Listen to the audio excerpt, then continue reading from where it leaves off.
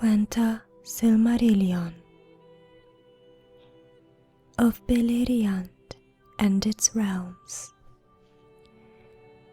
This is the fashion of the lands into which the Noldor came in the north of the western regions of Middle-earth in the ancient days, and here also is told of the manner in which the chieftains of the Eldar held their lands and the leaguer upon Morgoth after the Dagor Aglareb, the third battle in the wars of Beleriand.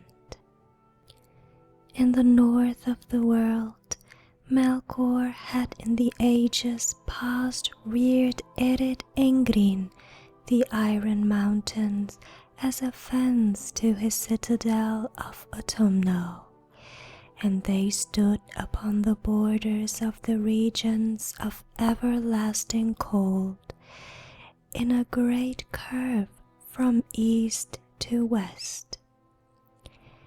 Behind the walls of Erid Engrin in the west, where they bent back northwards, Melkor built another fortress as a defense against assault that might come from Valinor.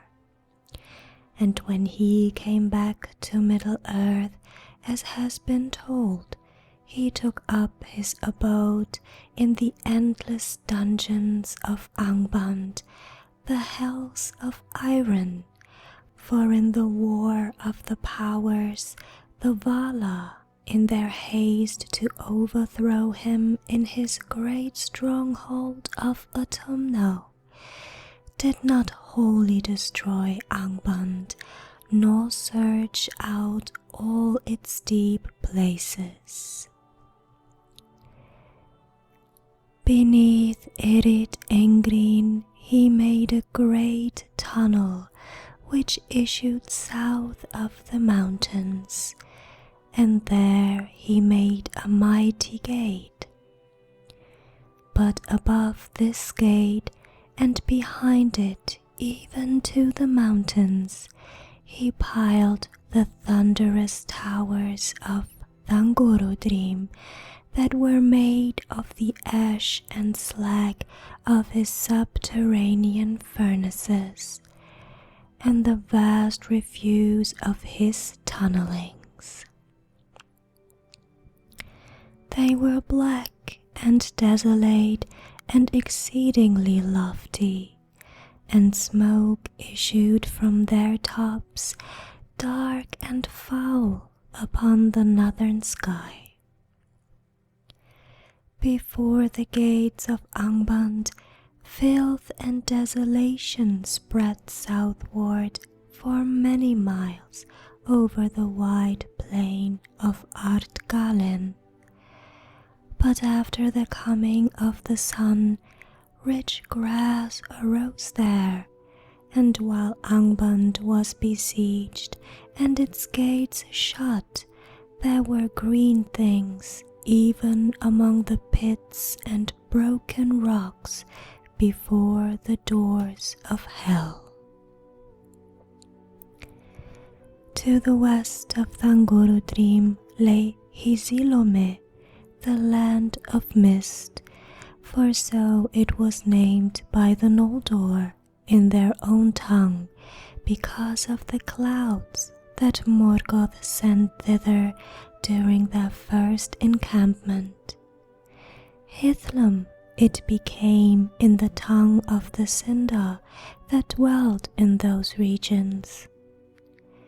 It was a fair land, while the siege of Angband lasted, although its air was cool, and winter there was cold. In the west it was bounded by Erid Lomin, the echoing mountains that marched near the sea, and in the east and south by the great curve of Erid Wethrin, the shadowy mountains that looked across Ardgalen and the Vale of Sirion. Fingolfin and Fingon, his son, held Hithlum, and the most part of Fingolfin's folk dwelt in Mithrim about the shores of the great lake. To Fingon was assigned Dor Lomin, that lay to the west of the mountains of Mithrim. But their chief fortress was at Aethel Sirion, in the east of Irid-Wethrin, whence they kept watch upon Ardgalen. And their cavalry rode upon that plain even to the shadow of Thangorudrim, for from few their horses had increased swiftly, and the grass of Ardgalen was rich and green.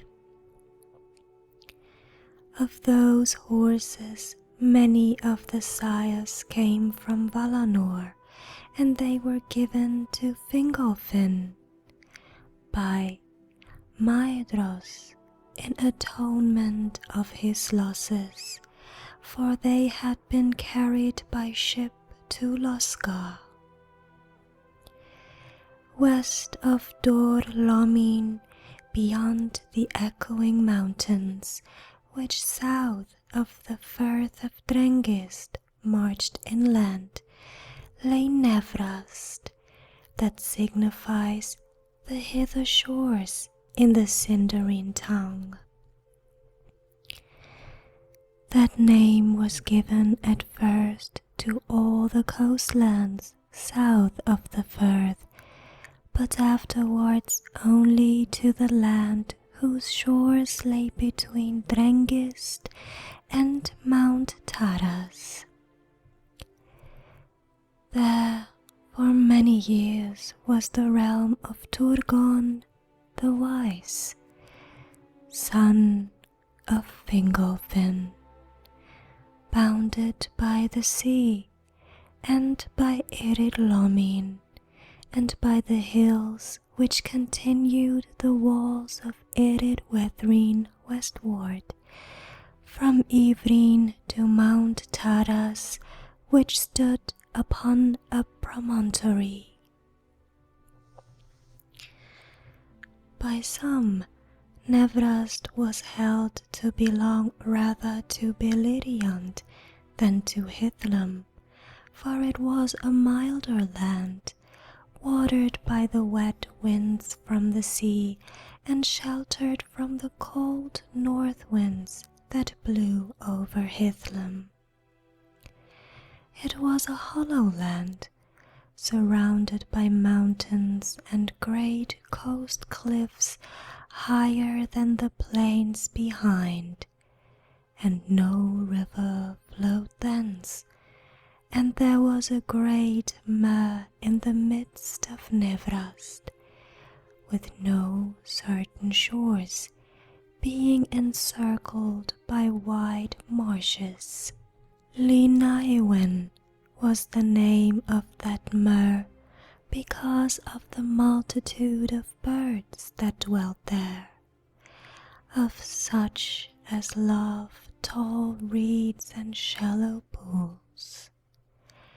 At the coming of the Noldor, many of the grey elves lived in Nevrast near to the coasts, and especially about Mount Taras in the southwest, for to that place Ulmo and Osse had been wont to come in days of old. All that people took Turgon for their lord, and the mingling of the Noldor and the Sindar came to pass soonest there, and Turgon dwelt long in those halls that he named Vinyamar, under Mount Taras, beside the sea. South of Ardgalen, the great highland named Dorthonion stretched for 60 leagues from west to east. Great pine forests it bore, especially on its northern and western sides. By gentle slopes from the plain it rose to a bleak and lofty land, where lay many tarns at the feet of bare tors whose heads were higher than the peaks of Erid Wethrin. But southward, where it looked towards Doriath, it fell suddenly in dreadful precipices.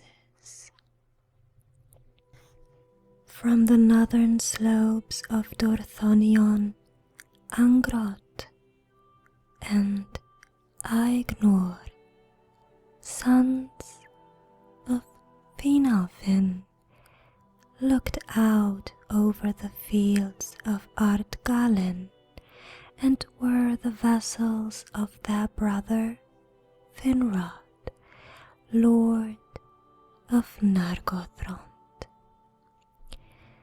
Their people were few, for the land was barren, and the great highlands behind were deemed to be a bulwark that Morgoth would not likely seek to cross.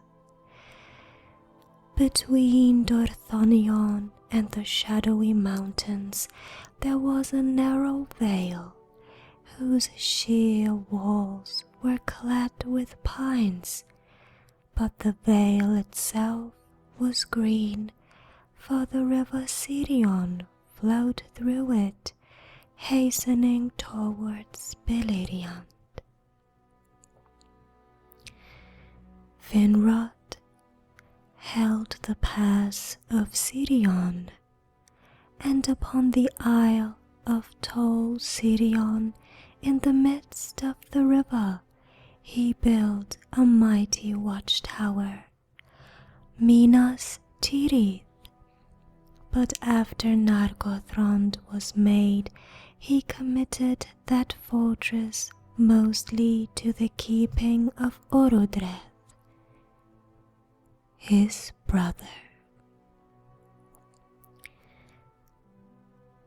Now the great and fair country of Beleriand lay on either side of the mighty river Sirion, renowned in song, which rose at Ithel Sirion and skirted the edge of Ardgalen ere he plunged through the pass, becoming ever fuller with the streams of the mountains. Thence he flowed south for 130 leagues, gathering the waters of many tributaries, until with a mighty flood he reached his many mouths and sandy delta in the Bay of Bala. And following Sirion from north to south, there lay upon the right hand in West Beleriand the forest of Brethiel, between Sirion and Teiglin, and then the realm of Nargothrond, between Teiglin and Narok. And the river Narok rose in the falls of Ivrin in the southern face of Dor Lomin, and flowed some 80 leagues ere he joined Sirion in Nan Tathren, the land of willows. South of Nan Tathren was a region of meads filled with many flowers, where few folk dwelt, and beyond lay the marshes and isles of reed about the mouths of Sirion, and the sands of his delta empty of all living things save birds of the sea. But the realm of Nargothrond extended also west of Narok to the river Nenning that reached the sea at Iglarest, and Finrod became the overlord of all the elves of Beleriand between Sirion and the sea, save only in the Falas. There dwelt those of the Sindar who still loved ships, and Sirdan, the shipbuilder, was their lord. But between Sirdan and Finrod there was friendship and alliance, and with the aid of the Noldor the havens of Brithombar and Iglarest were built anew. Behind their great walls they became fair towns and harbours with quays and piers of stone. Upon the cape west of Iglarest, Finrod raised the tower of Barad Nimras to watch the western sea, though needlessly, as it proved, for at no time ever did Morgoth essay to build ships or to make war by sea. Water all his servants shunned, and to the sea none would willingly go nigh, save in dire need. With the aid of the elves of the havens, some of the folk of Nargothrond built new ships, and they went forth and explored the great isle of Balar, thinking there to prepare a last refuge if evil came. But it was not their fate that they should ever dwell there. Thus the realm of Finrod was the greatest by far, though he was the youngest of the great lords of the Noldor. Fingolfin, Fingon, and Maedhros, and Finrod Vilagond.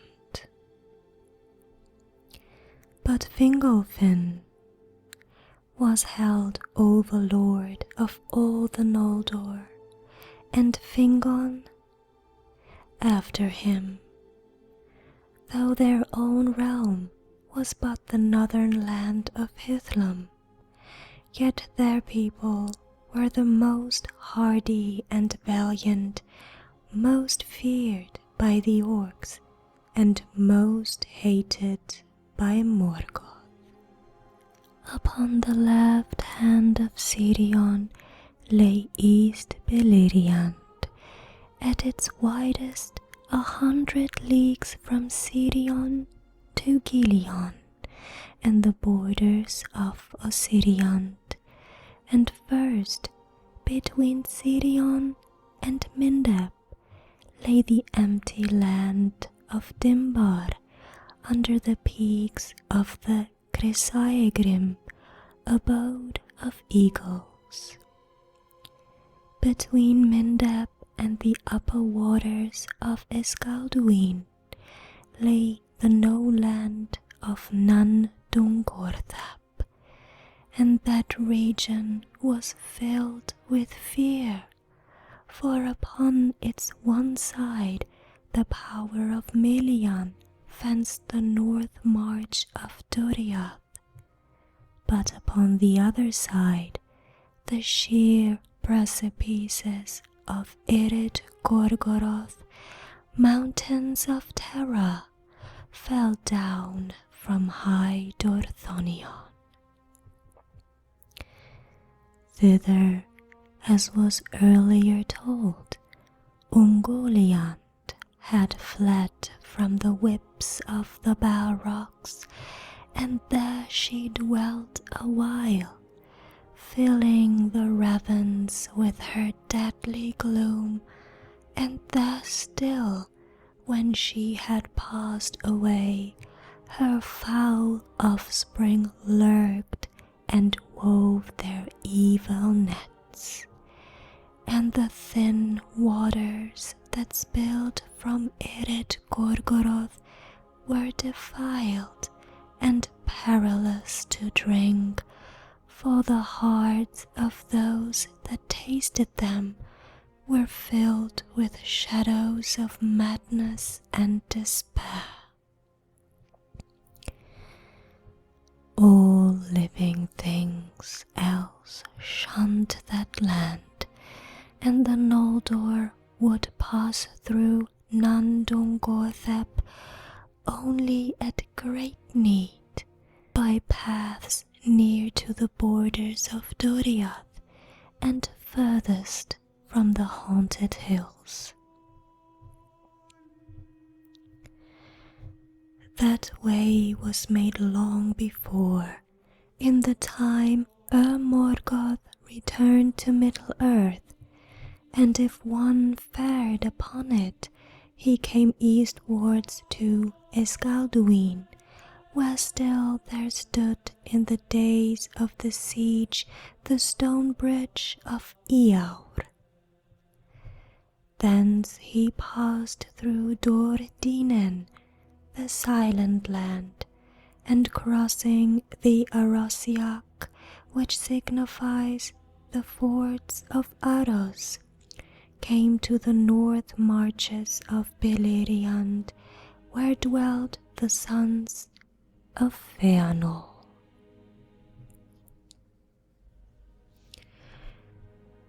Southward lay the guarded woods of Doriath, abode of Thingol, the hidden king, into whose realm none passed save by his will. Its northern and lesser part, the forest of Neldoreth, was bounded east and south by the dark river Escalduin, which bent westward in the midst of the land. And between Aros and Escalduin lay the denser and greater woods of Regen. Upon the southern bank of Escalduin, where it turned westward towards Sirion, were the caves of Menegroth, and all Doriath lay east of Sirion, save of a narrow region of woodland between the meeting of Teiglin and Sirion and the Mers of Twilight. By the people of Doriath, this wood was called Nivrim, the West March. Great oak trees grew there, and it also was encompassed within the girdle of Melian, that so some portion of Sirion, which she loved in reverence of Omo, should be wholly under the power of Thingol. In the southwest of Doriath, where Aros flowed into Sirion, lay great pools and marshes on either side of the river, which halted there in his course and strayed in many channels. That region was named Aelin Uia, the Twilight Mers, for they were wrapped in mists, and the enchantment of Doriath lay over them. Now all the northern part of Beleriand sloped southward to this point, and then for a while was plain, and the flood of Sirion was stayed. But south of Ailin Uyal the land fell suddenly and steeply, and all the lower fields of Sirion were divided from the upper fields by this fall, which to one looking from the south northward appeared as an endless chain of hills running from Eglarest beyond Narok in the west to Amon Ereb in the east, within far side of Gilion. Narok came through these hills in a deep gorge and flowed over rapids, but had no fall, and on its western bank the land rose into the great wooded highlands of Taur en Faroth. On the west side of this gorge, where the short and foaming stream Ringwill tumbled headlong into Narok from the high Faroth, Finrod established Nargothrond. But some 25 leagues east of the gorge of Nargothrond, Sirion fell from the north in a mighty fall below the Mers, and then he plunged suddenly underground into great tunnels that the weight of his falling waters delved, and he issued again 3 leagues southward with great noise and smoke through rocky arches at the foot of the hills which were called the Gates of Sirion. This dividing fall was named Andram, the Long Wall, from Nargothrond to Ramdal, the Wall's End, in East Beleriand. But in the east it became ever less sheer, for the Vale of Gilion sloped steadily southward, and Gilion had neither fall nor rapids throughout his course, but was ever swifter than was Sirion. Between Ramdal and Gilion there stood a single hill of great extent and gentle slopes, but seeming mightier than it was, for it stood alone, and that hill was named Amon Ereb. Upon Amon Ereb died Denethor, lord of the Noldor, that dwelt in Osiriand, who marched to the aid of Thingol against Morgoth in those days when the orcs first came down in force and broke the starlit peace of Beleriand, and upon that hill Maedhros dwelt after the great defeat. But south of the Andram, between Sirion and Gilion, was a wild land of tangled forests in which no folk went, save here and there a few dark elves wandering. Taur im Duiniath it was named, the forest between the rivers. Gilion was a great river, and he rose in 2 sources and had at first 2 branches. Little Gilion that came from the hill of Himring, and Greater Gilion that came from Mount Hererir. From the meeting of his arms he flowed south for 40 leagues before he found his tributaries.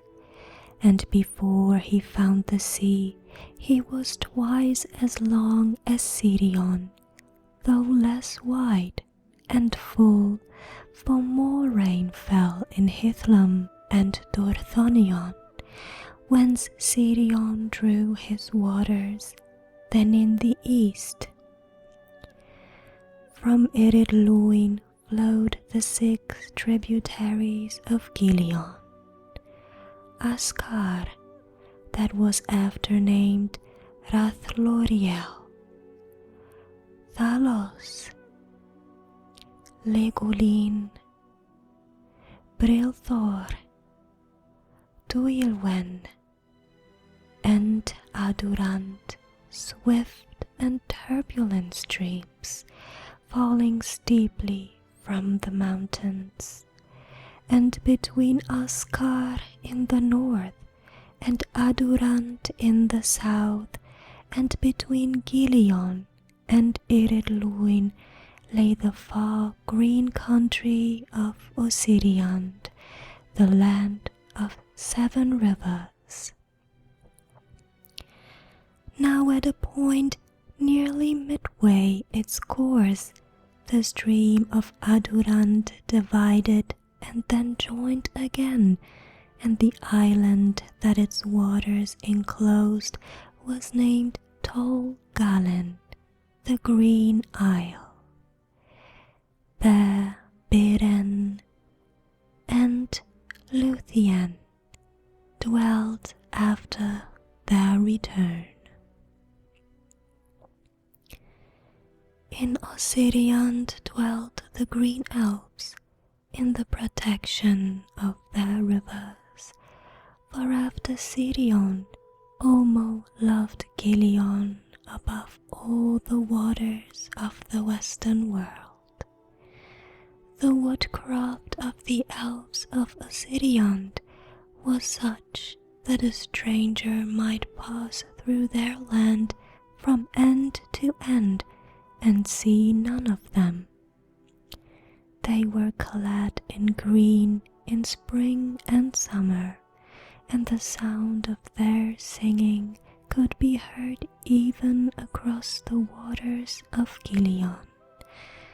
Wherefore the Noldor named that country Lindon, the land of music, and the mountains beyond they named Ired-Lindon, for they first saw them from Osiriand. East of Dorthonion, the marches of Beleriand were most open to attack, and only hills of no great height guarded the vale of Gileon from the north. In that region, upon the march of Maedhros, and in the lands behind, dwelt the sons of Feanor, with many people, and their riders passed often over the vast northern plain, Lothlan, the wide and empty, east of Ardgalen, lest Morgoth should attempt any sortie towards East Beleriand. The chief citadel of Maedhros was upon the hill of Himring, the Evercold, and that was wide-shouldered, bare of trees, and flat upon its summit, surrounded by many lesser hills. Between Himring and Dorthonion there was a pass, exceeding steep upon the west, and that was the pass of Aglon, and was a gate unto Doriath. And a bitter wind blew ever through it from the north. But Celegorm and Curufin fortified Aglon, and held it with great strength, and all the land of Himlad southward between the river Aros that rose in Dorthonion and his tributary Kilon that came from Himring. Between the arms of Gilion was the ward of Maglor, and here in one place the hills failed altogether. There it was that the orcs came into East Beleriand before the third battle. Therefore the Noldor held strength of cavalry in the plains at that place, and the people of Caranthir fortified the mountains of the east of Maglor's Gap. There Mount Rerir, and about it many lesser heights, stood out from the main range of Eredlindon westward, and in the angle between Rerir and Eredlindon there was a lake, shadowed by mountains on all sides save the south. That was Lake Heliborn, deep and dark, and beside it Caranthir had his abode. But all the great land between Gilion and the mountains, and between Rerir and the river Askar, was called by the Noldor Thargilion, which signifies the land beyond Gilion, or Dor Caranthir, the land of Caranthir. And it was here that the Noldor first met the dwarfs. But Thargilion was before called by the grey elves Talath Runen, the East Vale. Thus the sons of Feanor, under Maedhros, were the lords of East Beleriand, but their people were in that time mostly in the north of the land, and southward they rode only to hunt in the greenwoods.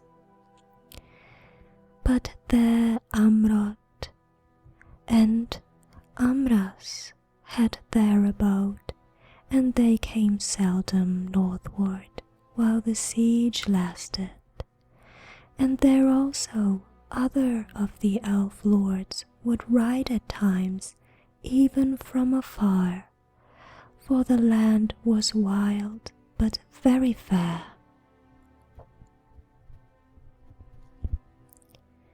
Of these Finrod Filigund came most often, for he had great love of wandering, and he came even into Ossiriand, and won the friendship of the green elves.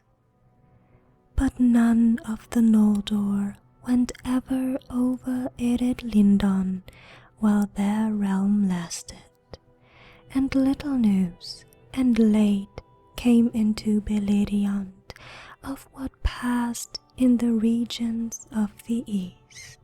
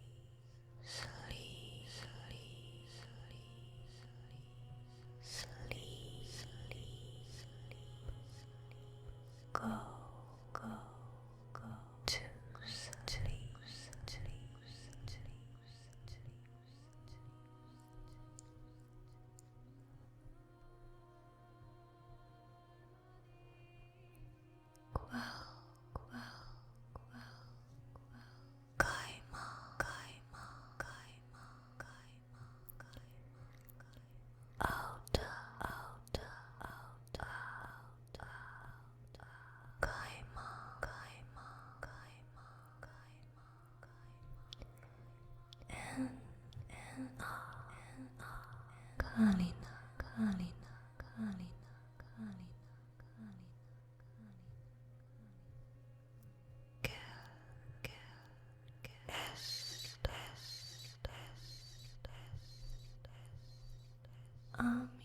Ami,